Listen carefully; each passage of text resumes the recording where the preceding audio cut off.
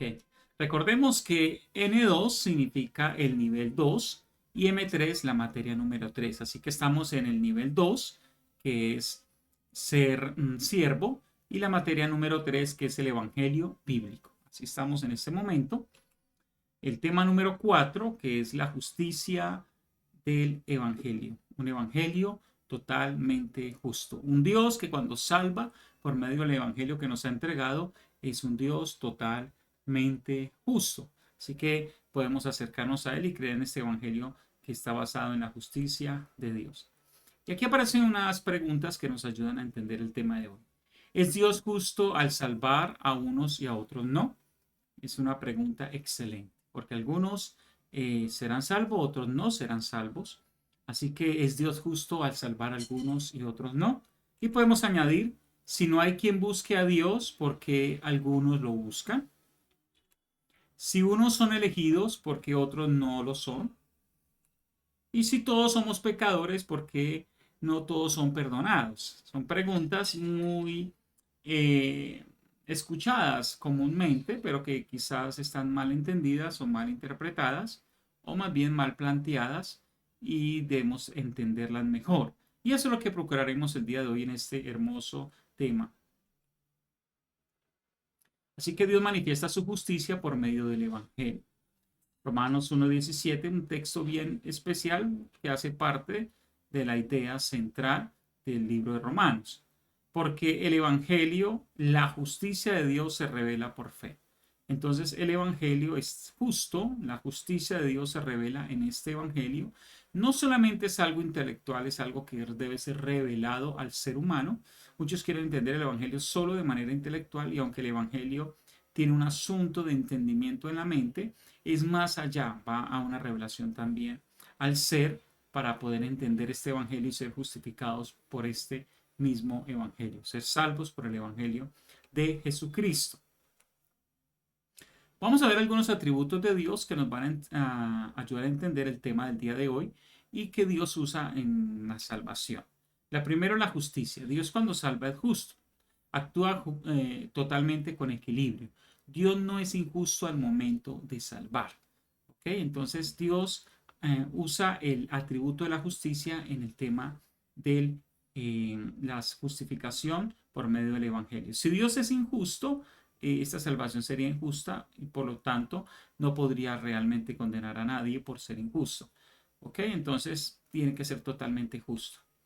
La otro atributo que busca a Dios o usa Dios es la presciencia, que es el conocimiento anticipado del futuro. Para salvar, Dios ve las cosas de una manera total, el tiempo de una manera total. No lo ve simplemente como nosotros en nuestro presente, las decisiones que vamos tomando y un poco del pasado, sino que Dios ve todo.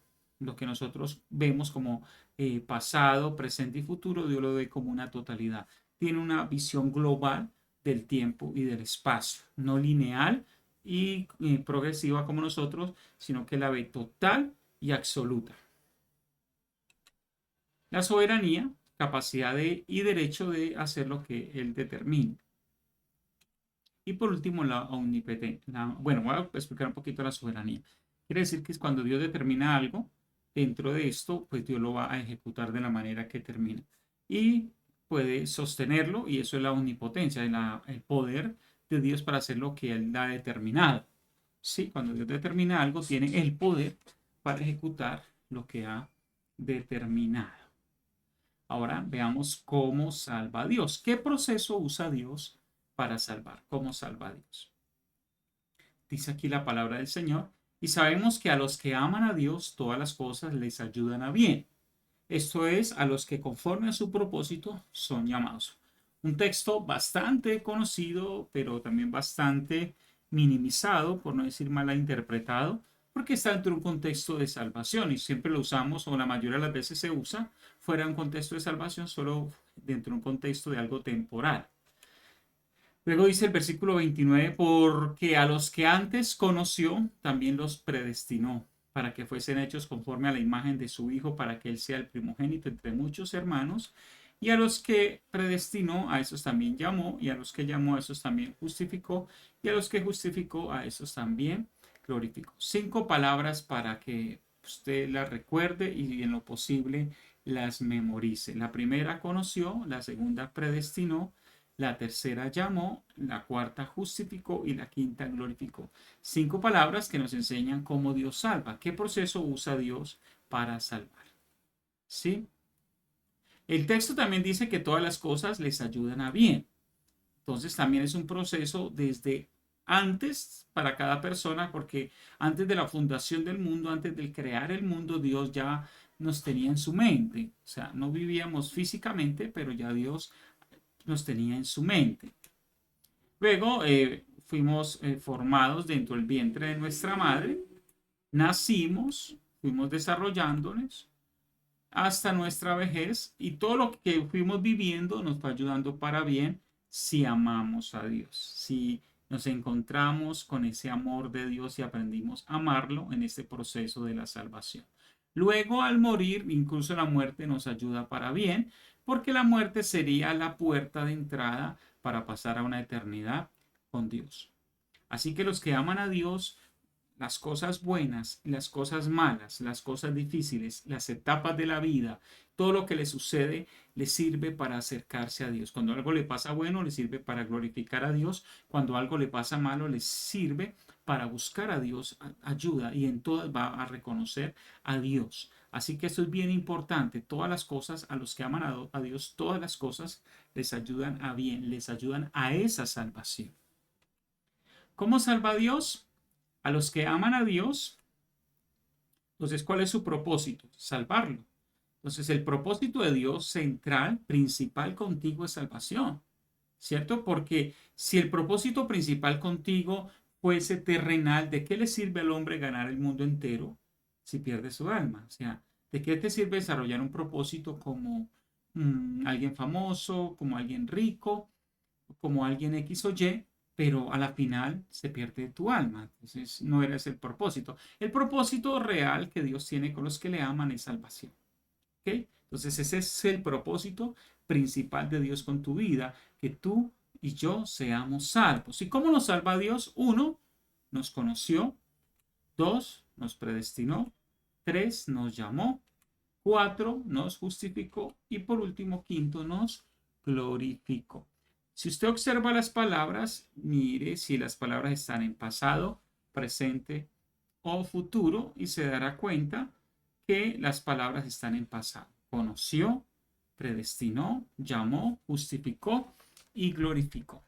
Significa que se están hablando desde la eternidad, como algo que ya pasó. Aunque no haya pasado algunas de ellas en el mundo presente o en la vida de algunos individuos, como por ejemplo glorificó, que todavía no ha ocurrido en este mundo, la glorificación del cuerpo, pero que para Dios que vive en una eternidad, en un eterno presente, para Él ya pasó, Él ya lo vio.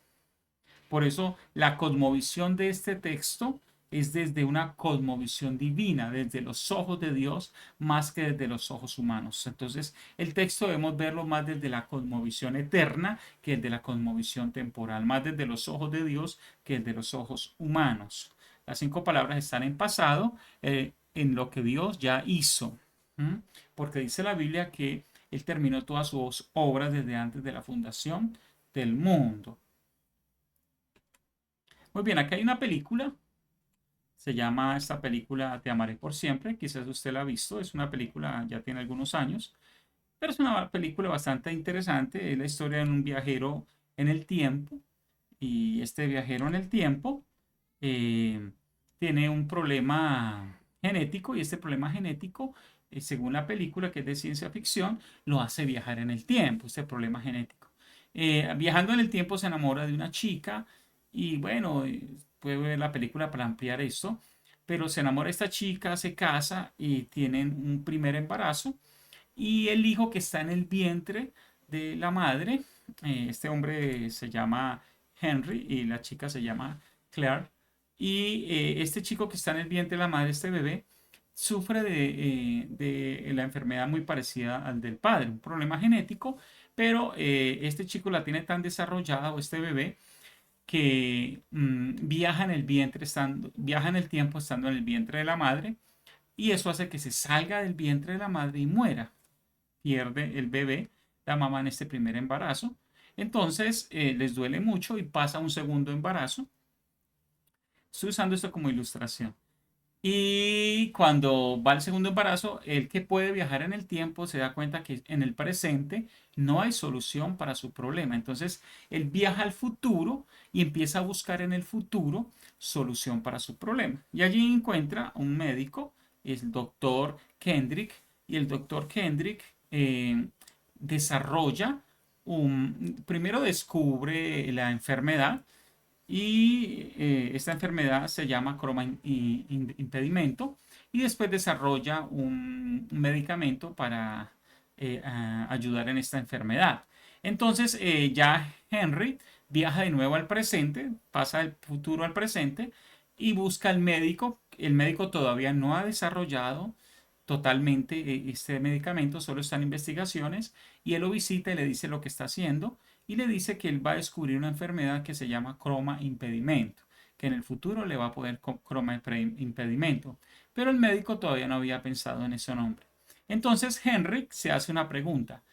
Yo ahora te dije cómo se llama la enfermedad, ahora no sé si el nombre de la enfermedad lo pusiste tú en un futuro o lo puse yo ahora en un presente que va a ser un pasado. Entonces empieza algo que se conoce como, bueno, primero la pregunta es quién inventó el nombre, ¿sí? Henry o Kendrick, el hombre que viaja en el tiempo o el médico, porque el médico se lo dijo en el futuro a Henry y Henry se lo dijo en el pasado a Kendrick, al médico. Y aparece algo que es la paradoja del tiempo. La paradoja del tiempo. Es muy difícil definir quién le puso el nombre a la enfermedad. ¿Y por qué se hace difícil? Porque hay dos tipos de tiempo allí. O sea, uno que viaja en un tiempo lineal y otro que viaja en un tiempo circular. El médico va en un tiempo lineal y él y Henry va en un tiempo circular donde puede viajar por distintas partes del tiempo. Esta paradoja del tiempo ocurre cuando un asunto involucra al eterno y omnisciente Dios con el temporal y limitado hombre. Es complejo comprender quién determinó, aunque se acredita al eterno por su presencia.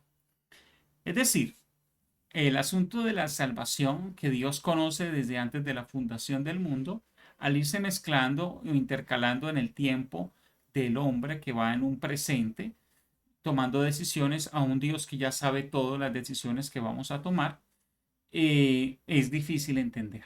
Es difícil entender. Así que esto hace que nuestro tema sea complejo porque hay una paradoja del tiempo. ¿Ok? Entonces, algunos toman la línea de ver las cosas como las ven Dios, que es muy difícil, y ven solo la salvación desde una óptica eterna y se les olvida saber que el hombre está tomando decisiones diarias en lo temporal. Otros ven solo desde una óptica temporal las decisiones que el hombre toma hoy, mañana, hoy dice que sí, dice que no, y se le olvida que Dios ve las cosas de manera eterna. Pero es un equilibrio en la mezcla de las dos cosas entre el Dios eterno, incambiable, que tomó todas sus decisiones desde antes de la fundación del mundo, a saberlo todo, a un hombre que está tomando decisiones, que es cambiable todo el tiempo. Entonces vamos a ir analizando estas 5 palabras y la primera que vamos a analizar en el orden dado es conoció, porque así funciona esta salvación en este orden. Conoció. Y la palabra conoció viene de proginosco, en el griego. Pro, que significa antes, fácil de distinguir, ginosco, que es conocer. Quiere decir que significa conocer antes, de antemano, significa esta palabra. Hay un texto que está en primera carta de Pedro 1:2, dice, elegidos según la presciencia de Dios. Entonces, este texto nos dice literalmente cuál es la parte de la naturaleza de Dios que nos elige. ¿Cuál es el atributo que Dios usa para elegir el hombre? Es la presciencia. Nótese que no dice presencia, ¿no? Como algunos pueden pensar, dice presciencia, que es el conocimiento anticipado, ¿sí? O conocer de antemano, antes de. Entonces, como Dios tiene presciencia que actúa en la omnisciencia de Dios, el conocimiento de todas las cosas, Dios elige desde antes de la fundación del mundo por la presciencia. Es decir, antes que una persona determine algo, Dios ya sabe que va a determinar. Y eso no hace a Dios injusto, solo hace a Dios conocedor. Entonces, mire esto. ¿Por qué elige Dios? Elegido según la presciencia de Dios, entonces por el atributo de la presciencia. Recuerde, Dios elige por el atributo de la presciencia. Dios no elige por otro atributo, no elige por soberanía, no elige por omnipotencia, Dios elige por presciencia. Literalmente lo dice la Biblia, no lo digo yo solo lo repito. Lo dice la Biblia, elegido según la presciencia de Dios. ¿Qué significa esto? Dios elige por el atributo de la presciencia, según nos escogió Él antes de la fundación del mundo. Entonces, cuando Dios, que tiene presciencia, va a tomar una determinación, es contraria al hombre. Ya explico. Por ejemplo, tú vas a tomar una determinación sobre alguien y tienes que esperar que ese alguien tome una determinación, ¿cierto? Por ejemplo, tú te vas a casar con alguien, tienes que esperar antes de terminar casarse con esa persona que esta persona te diga que sí quiere ser tu novia, ¿cierto? Y empieza a evolucionar el tema según las respuestas que va evolucionando cada uno. Con Dios no es así, porque Dios no tiene que esperar que el hombre responda, porque como Dios tiene presciencia, sin importar si la respuesta del hombre es positiva o negativa, Dios ya la va a conocer. Sin importar si el hombre va a decir hoy esto, pero después va a cambiar, Dios va a conocer la decisión definitiva del hombre. ¿Sí? Entonces, tiempo eterno, Dios vive en un tiempo eterno y Dios ve las cosas desde lo eterno globalmente. Y Dios no es movido ni por el espacio ni por el tiempo, Él está sobre espacio y sobre tiempo. Dentro de este tiempo eterno hay un alfa y hay un omega o omega, dentro que es principio y fin. O sea, hay un tiempo que inicia y termina y eso es lo que se conoce como tiempo cronos. Este tiempo es medible, segundos, minutos, horas, días, meses, años, décadas y así sucesivamente hasta milenios, por lo menos nos muestra la Biblia. Entonces, en este tiempo cronos hay un alfa y un inicio y hay un fin que es Jesucristo, el mismo yo soy el alfa y el omega, el que inicia todo esto y termina todo este ciclo de tiempo cronos. Ahí estamos viviendo nosotros dentro del tiempo cronos. Y ahí estamos nosotros tomando decisiones. Pero resulta que antes que iniciara el tiempo cronos, Dios ya existía y existía la eternidad, porque Dios no simplemente existe, Dios es decir, nunca fue creado, Él siempre ha sido. Entonces Dios aparece y antes de que creara el mundo entero, Él veía el futuro, ya veía el mundo creado y todo lo que estaba sucediendo porque vive en la eternidad y tiene presciencia. Entonces Dios allí elige, hace elección. Ve al hombre que todavía no ha sido creado, pero puede ver las determinaciones que él va a tomar cuando sea creado en un espacio de allí, en tiempo y espacio, cuando él sea creado, Dios conoce ya sus determinaciones y Dios sabe quién lo va a elegir a él, quién va a elegir amarle, quién va a elegir arrepentirse. Y Dios lo elige desde antes de la fundación del mundo. Eso es bien duro de entender porque nuestra mente no es la mente de Dios. Nosotros pensamos linealmente y es difícil entenderlo. Dios piensa globalmente, una totalidad. Entonces Dios ve todo desde antes de la fundación del mundo y hace su elección desde antes de la fundación del mundo por la determinación que el hombre va a tomar, aunque el hombre todavía no la ha tomado, pero es así la determinación que el hombre tomará, aunque Dios no es injusto porque no le obligará a tomar dicha decisión, sino que el hombre lo hará desde su voluntad. Espero que haya entendido ese trabalenguas. Muy bien, entonces aquí pongo un ejemplo con una manzana. ¿Por qué usted elige una manzana? ¿Mm? ¿Y por qué Dios elegiría a un ser humano y a otro no? Eso es bien importante. Entonces aquí imaginemos que esta es la mano de Dios. Ahí. ¿Y por qué Dios elegiría a unos u otros no? Entonces vamos a ver aquí unas opciones. ¿Cómo eligió Dios? Aleatoriamente. Algunos piensan que Dios eligió aleatoriamente, es decir, simplemente dijo por soberanía, voy a coger a estos y a otros no. No importa, yo soy Dios y salvaré a estos que quiero, a otros no. Pero eso sería injusto porque si va a salvar a unos, pues que salve a todos.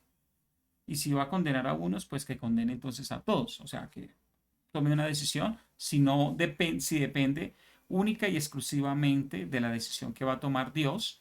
y la elección simplemente es por algo que Dios pensó, no por algo que Dios vio o determina dentro de eso. Es como decir, usted elige una manzana no porque la manzana es más madura, más dura, más blanda, no, sino porque simplemente llega y coge la manzana aleatoriamente y ya. ¿Ok? Eso sería incorrecto porque Dios sería injusto. Lo siguiente es porque por algo que el hombre haría.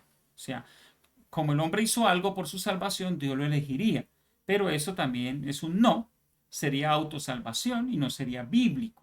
O sea, Dios tampoco puede elegir al hombre porque el hombre tiene la capacidad de autosalvarse, porque eso es una mentira. El hombre no tiene la capacidad de autosalvarse. Así que Dios no elegiría al hombre porque el hombre sea bueno, porque todos somos malos. Entonces, pero tampoco cabría. ¿Sí? Y en estas dos en las que juega la mayoría de las personas. Pero existe una tercera opción. La tercera opción por algo que el hombre creería que Dios puede hacer. No es por algo que el hombre hizo como tal, sino por algo que el hombre cree que Dios o llega a creer que Dios puede hacer. Sí, eso sí sería justo y glorificaría a Dios. ¿Por qué? Porque aún el creer sería cuando Dios le permite, él decidiría creer. Cuando Dios le permita creer, él va a decidir creer. Lógicamente necesita la ayuda de Dios para creer, pero podrá decidir creer o no creer. Y al que decide creer, Dios ya sabe que va a creer y por esta razón le elige. Por eso usa la presciencia, es decir, el conocimiento anticipado. Sé lo que tú vas a elegir y por lo tanto te elijo antes de que me elijas.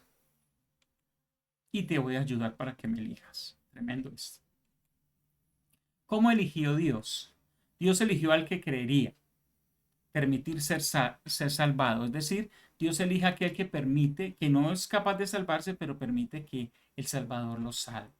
Efesios 1:4, según nos escogió desde antes de la fundación del mundo. Apocalipsis 17:8 dice, aquellos cuyos nombres no están escritos desde antes de la fundación del mundo en el libro de la vida. Entonces aquí están los dos casos. Los que están salvos desde antes de la fundación del mundo se conoce de su salvación y los que se conocen que no van a ser salvos desde antes de la fundación del mundo. ¿Quién sabe esto? Lo sabe Dios. No lo sabemos los hombres. Realmente lo sabe es Dios. Pero Él ya lo conoce en la presciencia, en su conocimiento anticipado. Ya sabe todo, incluido este tema tan duro. ¿Cómo eligió Dios? Dios no reveló quiénes creerían. O sea, Dios no viene diciendo usted, este creerá, este no creerá. De hecho, en Romanos 10:6 dice, pero la justicia que es por la fe dice así, no digas en tu corazón quién subirá al cielo. Este texto nos prohíbe estar diciendo, este sí es salvo y este no es salvo. ¿Mm? Algunos son atrevidos. Se dice, este es salvo, este no es salvo. Son muy atrevidos.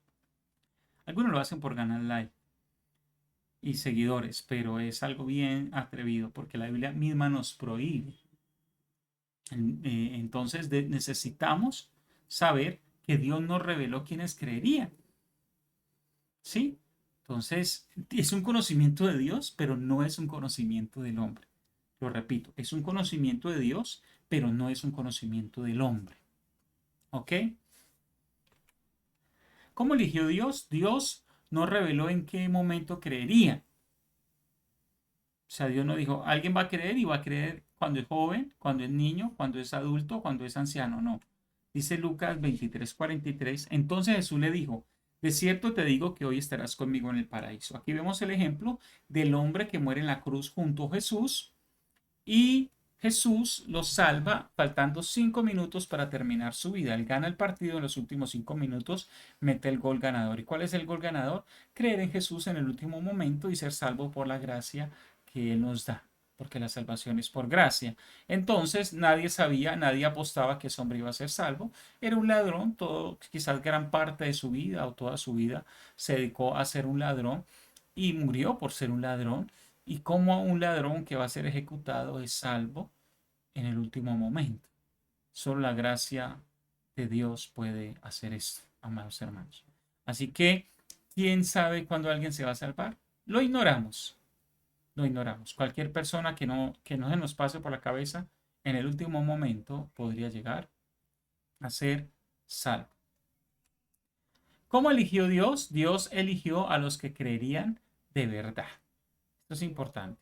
No los que parecen creer, sino los que creen de verdad. Mire lo que dice este versículo en primera carta de Juan 2:19. Salieron de nosotros, pero no eran de nosotros, porque si hubieran sido de nosotros, habrían permanecido con nosotros, pero salieron de nosotros para que se manifestara que todos no son de nosotros. Entonces hay gente que estará dentro de las iglesias, dentro de los templos, pero no son realmente de Cristo. Es decir, no han creído realmente, no han elegido realmente a Dios, no han elegido realmente el arrepentimiento, no han elegido realmente sujetar su vida al señorío de Jesús, que esto es realmente aceptarlo como Señor, permitir que Él me gobierne. Entonces muchos no han hecho esto y realmente no han creído. Son simpatizantes, aprendieron el vocabulario evangeliquesco, aprendieron a vestir como evangélicos y parecen evangélicos, pero no son evangélicos realmente. Son más religiosos. Y estos, pues, lamentablemente realmente no son elegidos. La elección de Dios es justa porque opera sobre los que creyeron cuando fueron convencidos por Dios. Así que Dios es justo al elegir porque Dios elige antes de la fundación del mundo, pero por algo que va a pasar después de la fundación del mundo, cuando cada persona tome su decisión. Y opera sobre los que creyeron esta elección cuando fueron convencidos por Dios. O sea, Dios va a convencerlos y ellos van a creer. Los elegidos elegirán a Dios. Esta frase resume lo que hemos hablado. Los elegidos elegirán a Dios. Es decir, alguien no puede decir que es elegido y vivir una vida de pecado sin elegir la vida santa de Dios. O alguien no puede decir que eh, él va a elegir a Dios sin antes ser elegido por él. ¿Ok? Entonces, los elegidos elegirán a Dios. Es lo mejor que usted debe de conocer para resumir este tema.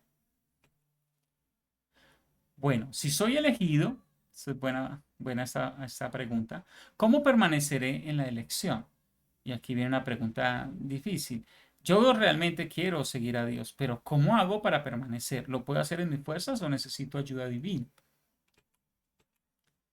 Entonces, aquí hay una gráfica elegido por Dios desde antes de la fundación del mundo, lógicamente.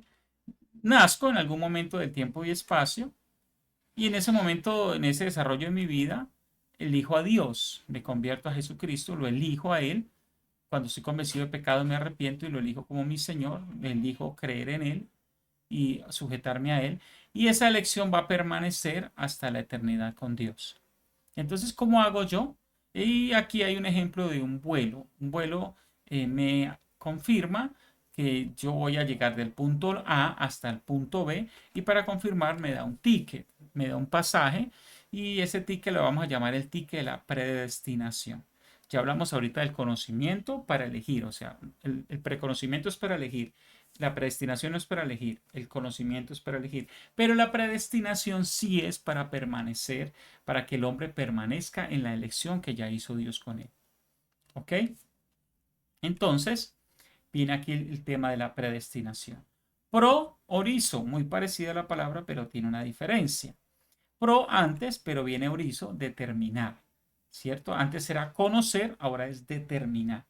Antes conocimiento anticipado, ahora determinación anticipada. Pro orizo, determinar de antemano, predeterminar. Romanos 8:39, ni lo alto, ni lo profundo, ni ninguna otra cosa creada nos podrá separar del amor de Dios que es en Cristo Jesús, Señor nuestro. Es decir, Dios determinó que el que lo fuera a elegir a él iba a elegirlo, pero en esta unión Dios iba a hacer un plan para que esta persona permaneciera en esta dicha elección. Eso es bien hermoso de este tema. Entonces, ¿cómo ayuda Dios a elegir al hombre?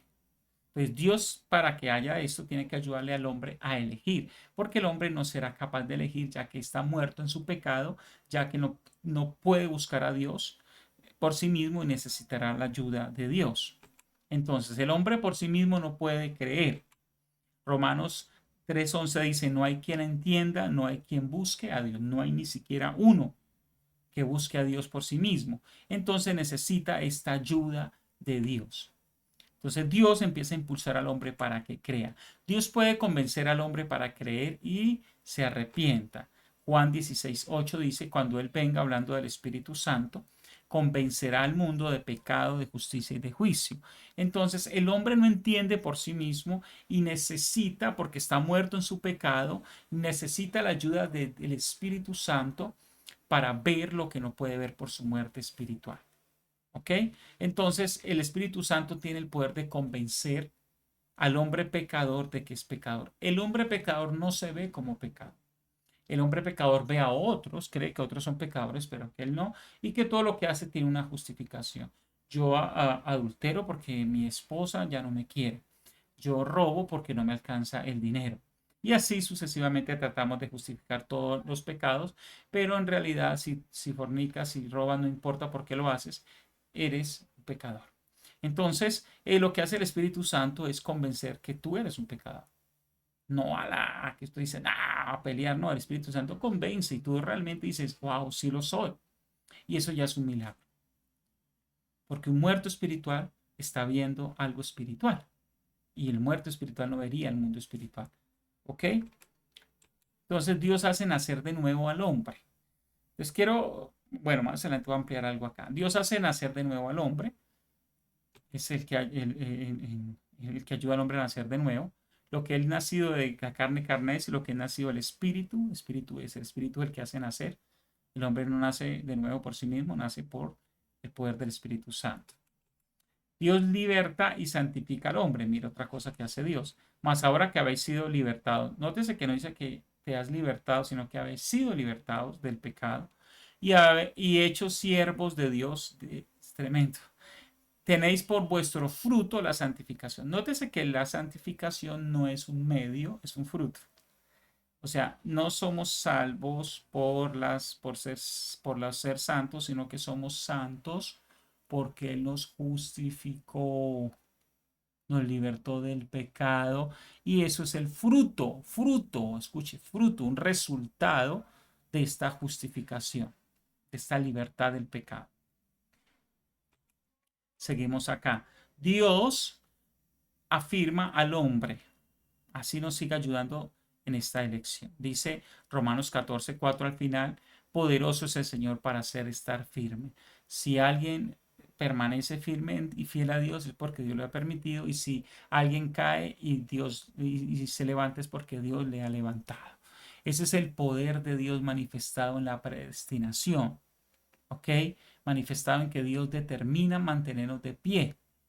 Sí, con su soberanía determina y con su poder lo hace, hacernos permanecer. Dios ayuda al hombre que le ame. El hombre no ama a Dios por sí mismo, sino que dice Romanos 5:5 que el amor de Dios ha sido derramado en nuestros corazones por el Espíritu Santo. O sea, Dios nos ama porque Dios puso amor en nosotros para que le amáramos a Él. Eso es tremendo. Así que lo que somos, todo debe glorificar a Dios, porque lo que somos nada es por nosotros mismos. Todo es por el mismo Dios. ¡Wow! ¡Qué lindo es! ¿Cómo ayuda a Dios a elegir al hombre? Predestinación para honra. Entonces aquí hay dos cosas importantes. Entonces, piensa en lo siguiente. Alguien, Dios sabe desde antes de la fundación del mundo que lo va a elegir y Dios lo elige, pero Dios no solo lo elige para salvación, Dios también lo elige para un propósito aquí en la tierra, para glorificar su nombre. El ejemplo está en Romanos 9, 10 y 11. Dice, y no solo eso, sino también cuando Rebeca concibió de uno de Isaac, nuestro padre, o sea, cuando Rebeca tuvo a Jacob, que era el hijo de Rebeca e Isaac, pues no había aún nacido ni había hecho aún bien ni mal, para que el propósito de Dios conforme a la elección permaneciese no por las obras, sino por el que llama. O sea, Dios elige a Jacob y no había ni siquiera aún nacido. Lo elige delante de la fundación del mundo para salvación, pero también lo elige para que sea el padre de las tribus de Israel. Un hombre que era un estafador, era un mentiroso, un suplantador, pero que Dios elige y lo transforma. ¡Wow!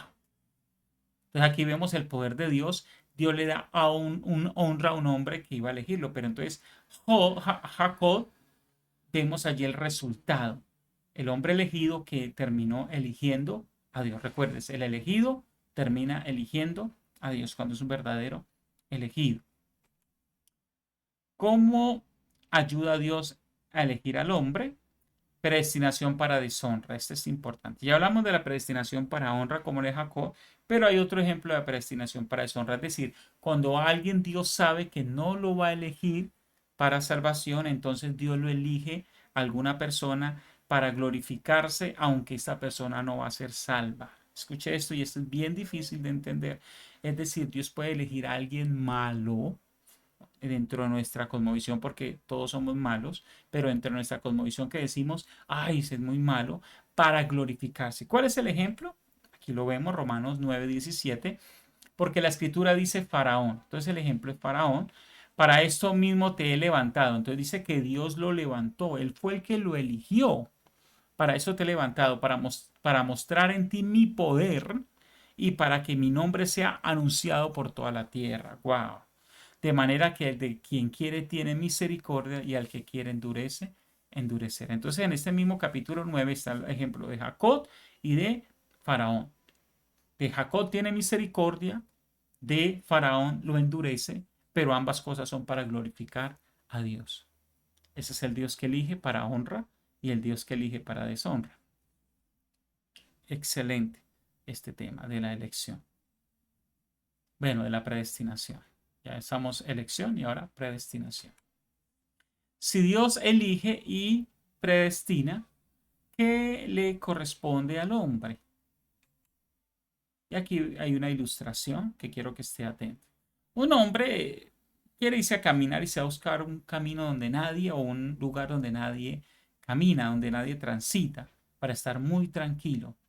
Y este hombre empieza a caminar por aquel lugar y no se da cuenta que hay un agujero o un hoyo y cae a este hoyo y empieza a gritar que sálvenme, por favor, ayúdenme, este hoyo tiene agua, se está enfriando, va a morir, le va a dar hipotermia y es cuestión de tiempo, está oscuro, no puede ver nada, no puede ver nada y grita por horas y al final se da cuenta que va a morir. Pero viene un hombre muy especial que no es igual a cualquier hombre y de alguna manera lo encuentra y le habla. Y él puede escucharlo en lo profundo del hueco y le dice, y lo llama por su nombre y le dice, yo puedo salvarte, yo puedo sacarte de ese agujero. Y él dice, pero ¿qué tengo que hacer? Y este otro hombre le dice, la verdad, tú no puedes hacer nada por salvarte, pero yo puedo hacer todo por salvarte. Lo único es que tienes que permitir, ahora que me puedes escuchar, que yo te salve. ¿Tú me permitirías que yo te salvara? ¿Y creerías que yo soy el que te puedo salvar? Y el hombre dice, sí, voy a creer que tú me puedes salvar y quiero que me salves. Entonces este hombre le lanza un lazo, una soga, y este otro que está abajo le dice, pero ni siquiera es hacer un nudo de soga. Le dice, tranquilo, no tienes que hacer nada por salvarte. Aunque yo estoy aquí, aun si tú no lo sabías, yo también estoy allá. Y voy a atar la soga alrededor de tu cuerpo y te voy a sacar. ¿Ok? Entonces, el hoyo es el pecado, la muerte es la condenación, que este hoyo lo va a llevar a la muerte, es la condenación eterna. El Salvador es Jesús, el lazo es la gracia, el plan de Dios, y el permiso es la fe o el creer. El hombre cuando cree permite, no el hombre cuando cree se está autosalvando, el hombre cuando cree permite que el Salvador lo salve. ¿Sí? Entonces este hombre cree y es sacado y es salvado por gracia. Él no podía hacer nada por salvarse, así que todos los méritos de dicha salvación son para el Salvador, no para el hombre, porque el Salvador fue el que lo buscó, el Salvador fue el que lo convenció para que creyera, el hombre solamente cuando fue convencido para creer, eligió creer. Y el Salvador fue el que lo sacó, puso todo el esfuerzo y el empeño por salvarlo. Muy bien, y ahí nos vamos al llamado. Llamado Caleo Significa frecuentemente convidar, invitar. El llamado es una invitación de Dios al hombre al arrepentimiento, a reconocerle y recibir a Dios como el Señor, a ser gobernado por Dios. Mateo 22:14 dice, porque muchos son llamados y pocos elegidos. Entonces, aquí empieza el tema del llamado. Dios llama al hombre, pero no todo el que es llamado es elegido. Sí, usa la palabra pocos para hablar de los elegidos. Bien importante esta palabra pocos. ¿Para quién es entonces el llamado? La obra salvífica sirve para todos, dice en Juan 3:16, porque de tal manera amó Dios al mundo, es decir, a todos, al mundo entero, que ha dado su Hijo unigénito para que todo aquel que en él cree no se pierda, mas tenga vida eterna. Nótese que este texto muestra a todos, pero lo reduce después a los que solamente creen. Entonces, el llamado es para todos, pero no todos van a creer en el llamado. Solo un grupo va a creer al llamado, pero el llamado es la oportunidad. Así que Dios le da la oportunidad a todos para salvarse. Dios, aún sabiendo quién va a aprovechar la oportunidad y quién no la va a aprovechar, Dios le va a dar la oportunidad, aún al que él sabe que no la va a aprovechar, que sea salvo. Dios le va a dar la oportunidad y le va a dar la oportunidad varias veces en su vida porque Dios es justo. Y aún sabiendo que él no va a aprovechar la oportunidad, Dios le va a dar la oportunidad porque Dios es justo. Y el día del juicio Dios va a decirle, yo sí te di la oportunidad y tú no la aprovechaste. Así que, amados hermanos, todo el que es salvo tuvo la oportunidad de serlo y todo el que es condenado también tuvo la oportunidad de ser salvo, pero no quiso serlo. ¡Wow! La oportunidad y el llamado es para todos. El Espíritu Santo de una u otra manera nos llama a todos en algún momento o en varios momentos de la vida. Para quienes este llamados pocos obedecen al llamado. Juan 10:26 dice, pero vosotros no creéis, porque no sois de mis ovejas, como os he dicho. Mis ovejas oyen mi voz, oyen mi llamado, y yo las conozco y me siguen. ¡Wow! Entonces, aunque el llamado es para todos, solo las ovejas que van a ser de Dios, que Dios determinó y conoció desde antes de la fundación del mundo, van a escuchar ese llamado. Van a tener la revelación de ese llamado. ¡Wow! ¿Cómo llama a Dios? La conciencia. Algo que usa Dios para llamarnos es la conciencia, mostrando la obra de la ley escrita en sus corazones, dando testimonio su conciencia y acusándoles o defendiéndoles sus razonamientos. Entonces, en la conciencia está la ley de Dios y esa ley de Dios acusa al hombre, le sirve para defenderle o por acusarle. Entonces Dios va a usar la conciencia, así que Dios te llama por medio de tu propia conciencia que habita contigo. Ya es una prueba. Otra manera que Dios usa para llamar es la creación, la naturaleza. Dice, porque las cosas invisibles de Él, su eterno poder y deidad, se hacen claramente visibles desde antes de la creación del mundo, siendo entendidas por medio de las cosas hechas, de modo que no tienes excusa. Termina diciendo de modo que no tienes excusa. Es decir, para Dios es suficiente decir que si hay una creación, pues lógicamente hay un creador. Si hay una creación visible, hay un creador invisible. ¿Mm? Entonces ya la creación testifica del creador, de un creador santo que requiere que te acerques a él y que nos arrepintamos de nuestros pecados. ¿Cómo llama a Dios?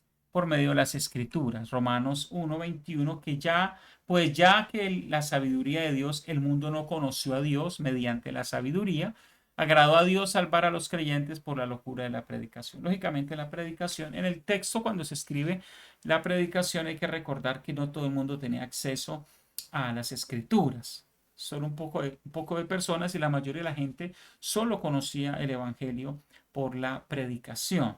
Así que, hermanos, estamos hablando de una predicación bíblica, lógicamente. Entonces, por medio de la predicación bíblica se conoce o Dios llama al ser humano. Por medio de las escrituras. Leyéndolas, lógicamente, en ese momento también Dios puede llamar. Si tú lees las escrituras, escuchándolas, Dios te puede llamar. El Espíritu Santo también es usado para llamarnos y cuando Él venga convencerá. Él convencerá, el Espíritu Santo. al mundo de que es pecador, a la persona, de que Dios es justo y va a hacer justicia y que va a haber un juicio final. Eso es importante. Entonces es el Espíritu Santo el que convence al individuo para que este individuo pueda tomar la determinación de creer o no creer. ¿Cómo llama a Dios? Iluminando al muerto espiritual. Entonces Dios ilumina a la persona y el que está muerto espiritualmente. Entonces, un muerto no escucha, pero pongamos el ejemplo de Lázaro. Lázaro estaba muerto, no podía escuchar la voz de un ser humano, pero Lázaro está en la tumba y Jesús se para afuera y dice Lázaro, y Lázaro que está muerto lo escucha. Wow, o sea, Lázaro no resucitó para escuchar a Jesús. Lázaro resucitó porque escuchó a Jesús. Pero ¿por qué escucha a Jesús? Porque hay allí una iluminación, hay una revelación de la voz de Dios que llegó hasta donde podía escucharlo. Así el muerto espiritual que no ve el mundo espiritual, por en medio del poder de Dios, puede verlo. Eso se le llama iluminación. Hebreos 6:4, porque es posible que porque es imposible que los que una vez fueron iluminados y gustaron el don celestial. Nótese que dice gustar. No solo, no es más que vivirlo, fue que lo gustaron, lo probaron y fueron hechos partícipes del Espíritu Santo.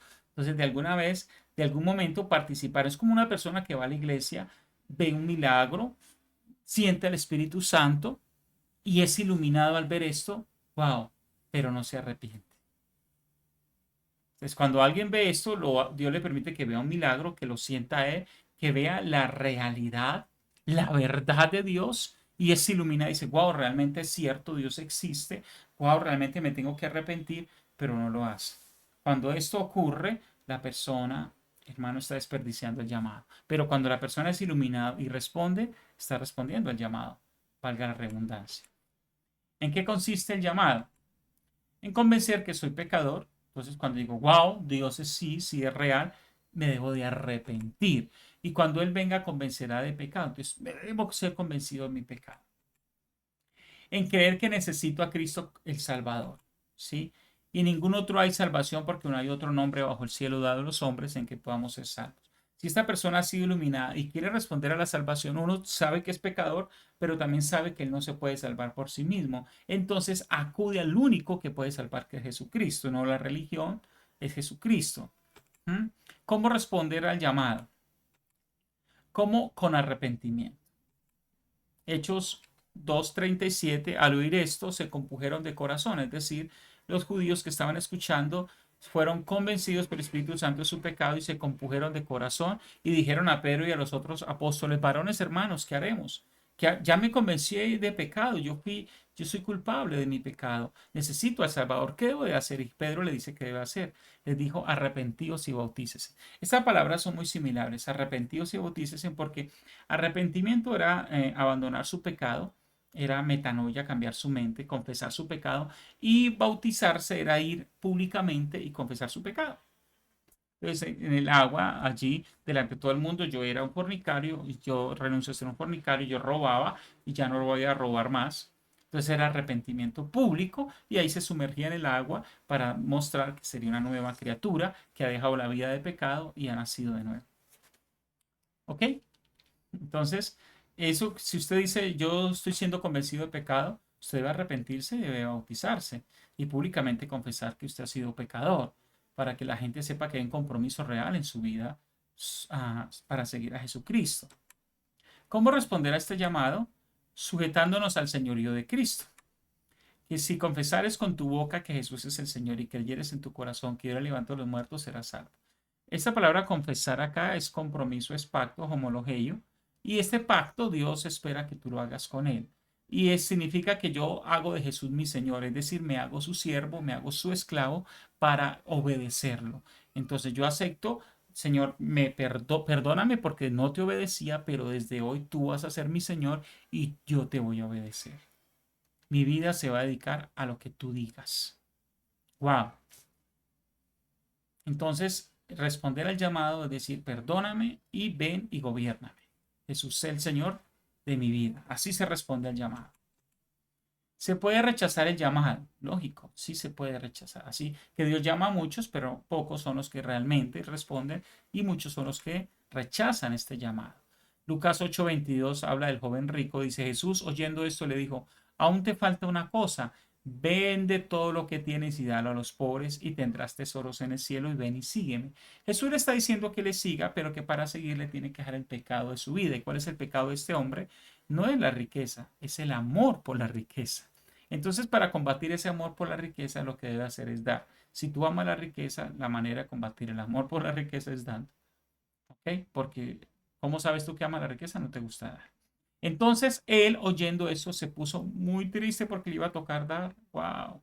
Porque era muy rico y prefirió no seguir el llamado.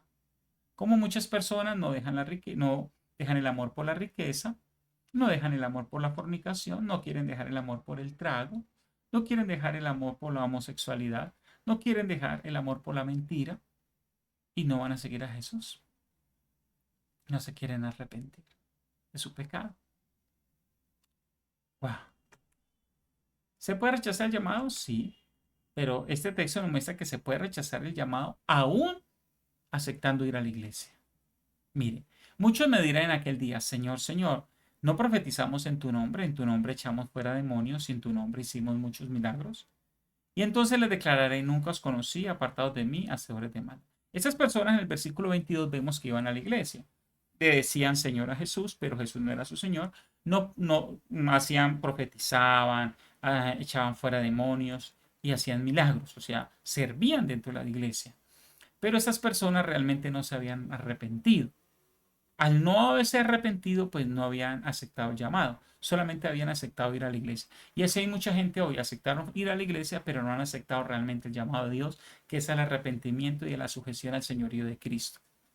¿Eres tú uno de esos o eres tú uno de los que se han arrepentido realmente? Entonces Jesús, como sabe el corazón del hombre y que no se ha arrepentido, ¿cómo termina diciendo el texto? Apartados de mí, hacedores de maldad, hombres sin arrepentimiento. Ustedes no nacieron de nuevo, no se arrepintieron, no aceptaron mi señorío. ¿Cómo me llaman Señor si yo no soy su Señor? Yo no los conozco. Pues estas personas rechazaron el llamado de Jesús. Entonces, después del llamado viene el justificado. Entonces, primero, Dios me conoce y al conocer las decisiones mías, me elige. Segundo, si Dios me eligió, ahora me predestina para que yo le pueda elegir a Él. ¿Cierto? Tercero, Dios me llama. Y si soy realmente un elegido que voy a elegir a Dios, voy a responder el llamado y lo voy a elegir arrepintiéndome y recibiendo el gobierno de Cristo sobre mi vida. Cuarto, viene entonces, cuando yo ya soy llamado, vengo a ser justificado. La justificación es el acto de Dios por el cual declara justo a aquel que cree en Cristo. O sea, alguien que es injusto lo declara justo por medio de Jesús. Romanos 3:24 dice, siendo justificados gratuitamente por su gracia mediante la redención que es en Cristo Jesús. ¿Se puede ser justo por sí mismo? Y que por la ley ninguno se justifica para con Dios. Entonces no se puede ser justo, nadie puede guardar la ley. Es evidente, dice el texto, porque el justo por la fe vivirá. Es evidente, nadie guardará la ley. Solo por la fe en Jesucristo podemos ser justificados. ¿Se puede ser justo por sí mismo? No. Ya leímos ahí. ¿Cuándo ocurre la justificación? Cuando se cree realmente, no cuando se cree que se ha creído, pero sin haberse creído. Perdón el trabalengua. Dice, en él es justificado todo aquel que cree. Recuerde, creer tiene que ver con arrepentimiento. No solo creer que Dios existe, es creer que soy pecador y necesito arrepentirme, creer que solo hay un Salvador y creer que ese Salvador me tiene que gobernar para que me salve. ¿Qué hace la justificación? Perdona y hace perdonable los pecados. Mire este texto. Jesús le dice a Pedro, Jesús le dijo, el que está lavado, o sea, justificado, no necesita sino lavarse los pies, es decir, el caminar, pues está todo limpio y vosotros limpios estáis, aunque no todos, hablando de Judas. Amados, si usted ha nacido de nuevo, si usted ha sido justificado, usted fueron borrados sus pecados, pero necesita lavarse o lavarnos diariamente nuestro caminar. Cualquier cosita que se nos pega en el camino debe ser todos los días lavado. Por eso nuestros pecados son perdonados y son perdonables diariamente. Sí, porque el que se ha arrepentido de verdad siempre se arrepentirá. ¿Qué hace la justificación? Asegura la salvación con el Espíritu. Dice Efesios 1:13. En él también vosotros, habiendo oído la palabra de verdad, el evangelio de vuestra salvación, y habiendo creído en él, fuiste sellado con el Espíritu Santo de la promesa. Es decir, el Espíritu Santo no vivía en nosotros por el pecado, pero ahora que nos ha justificado, el Espíritu Santo vive en nosotros y él es las arras de nuestra herencia hasta la redención de la posesión adquirida. Es decir, si el Espíritu vive en mí, no que lo sentí un día, no que lo probé, lo experimenté en un culto, no, Él vive en mí, Él me guía. Si sois guiados por el Espíritu de Dios, sois hijos de Dios. Si Él me guía, Él vive en mí, entonces estoy seguro de que Dios me va a levantar, me va a glorificar el cuerpo. Tengo salvación. Esas son las arras, es el sello, es la seguridad de mi salvación. Ahora, si el Espíritu Santo vive en mí, es porque yo he nacido de nuevo. Eso es bien importante. Nos hace nacer de nuevo. Y a vosotros, estando muertos en pecados y en la circuncisión de vuestra carne, os dio vida juntamente con él. Mire, cuando Dios nos liberta del pecado, nos hace nacer de nuevo para ser libres del pecado. Y mire lo que hace el nuevo nacimiento. ¿Cómo confirma esta justificación? Con la santificación. Mas por él estáis vosotros en Cristo Jesús, el cual nos ha sido hecho por Dios sabiduría, justificación. Cuando somos justificados, santificación y redención. Yo fui justificado, pero ¿por qué practicas el pecado? Realmente entonces no has sido justificado, porque la evidencia de la justificación es la santificación. ¿Por qué? Porque hemos nacido de nuevo. Mire más aquí de la santificación. Primera carta de Juan 3:9. Todo aquel que es nacido de Dios no practica el pecado. Yo ya nací de nuevo, yo ya fui justificado. Entonces yo no debería de practicar el pecado. Sí peco como cristiano, sí, pero no practico el pecado. No es algo que busco, no es algo que lo hago continuamente, es algo que no me gusta pecar, es algo que lo batallo con mi carne, es algo que he sido libre y que si llego a caer me arrepiento y no quiero estar ahí en esa posilga. Amados hermanos. Así que eso es una evidencia que tú has nacido de nuevo porque no practicas el pecado. Y eres tú realmente el que lo sabe, si eso es verdad o no en tu vida. Y nos vamos con la última palabra, glorificó. Hacer glorioso es transformar el cuerpo de humillación de nuestro a la semejanza del cuerpo de Dios. Es decir, que nuestro cuerpo corruptible se vuelva incorruptible como el de Jesucristo cuando resucitó. ¿Para qué somos glorificados? Pero esto digo, hermanos, que la carne y la sangre no pueden heredar el reino de Dios. Así que somos justificados para entrar en el reino de los cielos. En un cuerpo corruptible no se puede ir al tercer cielo o al reino de los cielos. ¿Para qué somos justificados? Ya que os digo un misterio. Entonces se requiere un cuerpo incorruptible. He aquí os digo un misterio, no todos dormiremos, pero todos seremos transformados en un momento, en un abrir y cerrar de ojos a la final trompeta, porque se tocará la trompeta y los muertos serán resucitados incorruptibles y nosotros seremos transformados. ¿Cuándo ocurre esta glorificación? En el rapto o en el arrebatamiento. En un momento, en un abrir y cerrar de ojos a la final trompeta, porque se tocará la trompeta y los muertos serán resucitados incorruptibles y nosotros seremos transformados. Conclusiones. La presciencia o conocimiento determina la elección de Dios. Dios nos elige por presciencia. Recuerda. Dos, la predestinación determina la permanencia en la elección. Tres, el llamado me permite elegir, creo o no creo. ¿Ok? Cuarto, el arrepentimiento en Cristo me justifica o hace que Dios me justifique.